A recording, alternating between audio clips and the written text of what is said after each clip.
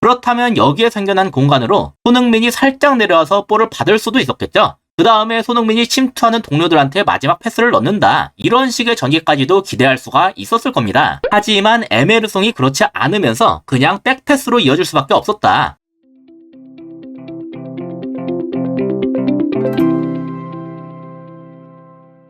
안녕하세요. 축구 보는 기자 축복입니다. 토트넘이 울버햄튼에게 2대1 패배를 당했었는데요. 여러가지 문제점들이 있었지만 그 중에서도 특히 공격 전개 부분에 있어서 아주 답답했다는 점이 가장 큰 문제였어요. 그래서 오늘은 이전 모습과의 비교를 통해서 정확히 어떤 부분이 제대로 되지 않았는지에 대해 다뤄봤는데요. 토트넘은 기본적으로 4-2-3-1이나 4-3-3 정도로 소개가 되지만 공격을 할 땐 이와 같이 모습이 변합니다. 최후방에 골키퍼를 포함해서 이와 같이 다이아몬드 형태를 만들고 그 앞에는 공격형 미드필더가 내려와서 가담하면서 이와 같이 4명이 쭈루룩 나열된 형태를 만드는 식이에요. 여기서 기존과 달라진 선수들을 표시하면 이렇게 되는데요. 사르의 경우는 원래도 뛰는 선수이긴 했지만 이번엔 새롭게 메디슨의 자리로 갔기 때문에 역할상 달라진 선수가 되겠습니다. 그래서 양쪽 측면을 놓고 봤을 때 물론 오른쪽도 많이 바뀌었지만 특히 왼쪽의 경우는 아예 싹 다 바뀐 수준이었어요. 아무래도 서로의 호흡이나 그를 통한 유기적인 움직임이 나오기가 어렵겠죠. 문제는 토트넘이 지금까지 공격을 잘 풀어낸 데 있어서 가장 핵심적인 요인이 바로 이 부분에서의 유기적인 움직임을 통한 공간 창출이었다는 점에 있습니다. 왼쪽에 있는 이 두 선수가 계속해서 위치를 바꿔 움직이면서 상대의 수비 구조를 흔들고 그를 통해 공격을 전개하곤 했는데요. 당장 저저번 경기인 첼시전에서조차 이러한 모습이 잘 나왔었습니다.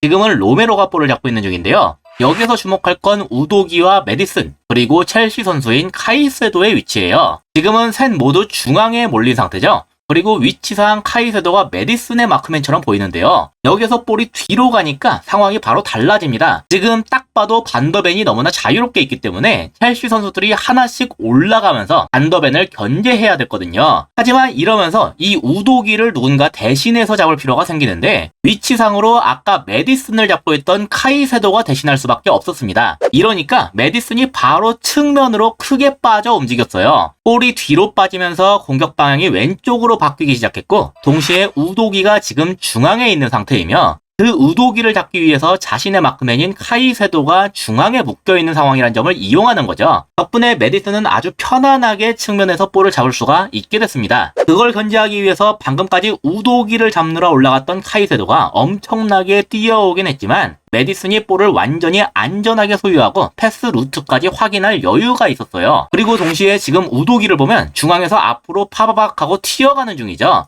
덕분에 중앙에 있는 엔조가 우도기를 따라 쭉 하고 내려갈 수밖에 없게 됐습니다. 그 말은 엔조가 이제 중앙에서 치워지게 된다는 뜻이죠. 그래서 메디슨이 아예 반대편에 있는 사르한테 이런 식으로 한 번에 볼을 넘길 수가 있었어요. 덕분에 토트넘은 계속해서 상당히 좋은 공간을 확보한 채로 전개를 이어나갈 수가 있게 됐죠. 방금 보셨다시피 이건 메디슨과 우도기가 적절하게 움직이면서 계속해서 공간을 만들어내고 그걸 활용한 덕이 컸습니다. 이걸 비교해보면 반대로 울버햄튼전에선 무엇이 잘못되었는지를 알 수가 있는데요. 지금은 골키퍼인 비카리오가 볼을 잡고 있는 중이에요. 여기서 주목할 것은 에메르송과 사르의 위치인데요. 보시다시피 지금은 에메르송이 중앙에 있고 사르가 측면으로 빠져내려왔습니다. 토트넘이 이렇게 왼쪽으로 볼을 전개할 경우에 폭을 넓혀서 볼을 받아내기 위한 포지셔닝이죠. 다만 여기에서는 왼쪽이 아니라 오른쪽에 있는 다이어한테 볼을 넘겼어요. 그러니까 볼이 지금 사르가 있는 곳의 반대편으로 진행되고 있는 거죠. 그래서 다음 장면에서 사르의 모습을 보시면 측면에서 중앙으로 이렇게 좁히는 것을 확인할 수가 있습니다.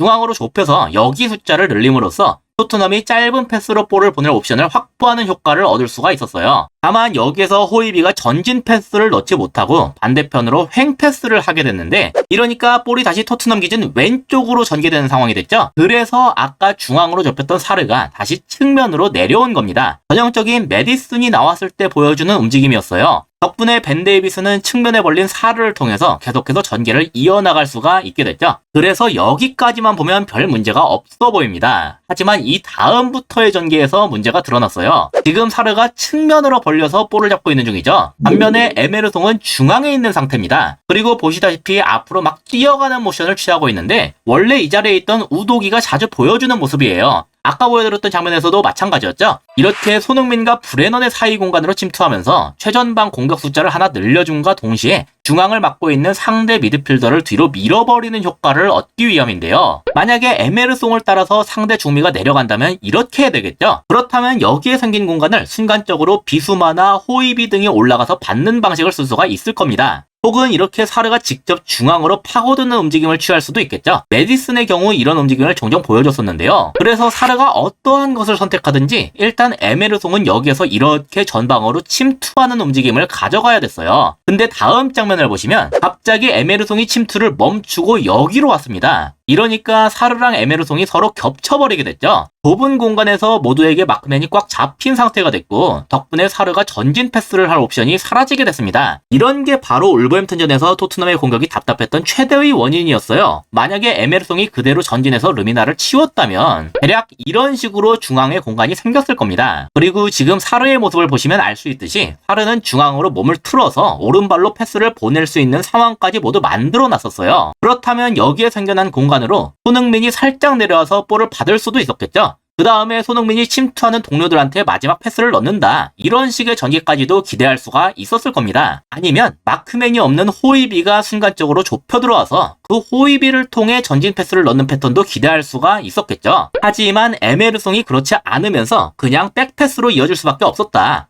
더 큰 문제는 이 직후의 장면에서 다시 한번 이와 같은 모습이 이어진다는 건데 백패스가 이뤄진 이후에 자연스럽게 에메르송과 사르의 위치가 바뀌면서 이번엔 사르가 중앙에 있고 에메르송이 측면에 위치하게 됐습니다. 볼을 지금 왼쪽에 있는 벤 데이비스가 잡고 있으니까 에메르송이 지금 측면으로 벌리고 있는 이 위치가 맞겠죠. 근데 뜬금없이 중앙으로 팍 하고 들어오면서 자기가 중앙에서 볼을 받으려고 했어요. 이미 사르가 중앙에 위치하고 있고 이 위치에는 비수마까지도 있는 상황이었거든요. 그런데 이래버리니까 이번엔 에메르송이 비수마하고 위치가 겹쳤습니다. 비수마가 화들짝 놀라서 뒤로 물러나더군요. 이렇게 되니까 상대 입장에선 수비하기가 편할 수밖에 없는 게 토트넘이 죄다 중앙에 따닥따닥 모인 상태니까 울버햄튼도 중앙만 딱 밀집해서 수비를 하면 됐거든요. 중앙에 덫이 놓인 게 뻔히 보이는데 알아서 거기로 들어가는 거나 마찬가지였어요. 덫을 피하려면 다른 누군가가 측면으로 빠져서 볼을 받아야겠죠. 에메르송이 어거지로 중앙으로 들어왔으니까 그건 이제 사르가 대신해서 해줄 수밖에 없었고 그래서 다음 장면을 보면 사르가 다시 측면으로 벌린 걸 확인할 수가 있습니다. 그리고 그보다 앞에 있는 브레넌한테 볼을 넘겼는데요. 여기서 문제는 아까 중앙으로 좁힌 에메르송이 비수마와 겹쳐있을 정도로 아래에 있었기 때문에 이번에도 하프 스페이스를 타격할 수가 없었다는 겁니다. 그러니까 브레넌이 측면에서 볼을 잡기는 했지만 너무나 외로웠고 울버햄튼은 아주 많은 숫자를 통해서 공격진들을 잡아낼 수가 있었어요. 에메르송이 익숙하지 않은 자리에서 뛰었다는 점을 감안하면 이런 식의 플레이들이 나왔다는 점을 어느 정도 이해할 필요가 있겠지만 아무래도 아쉬움이 느껴지는 것은 어쩔 도리가 없을 것 같습니다. 이상으로 오늘의 영상을 마치도록 하겠습니다. 시청해주셔서 감사합니다.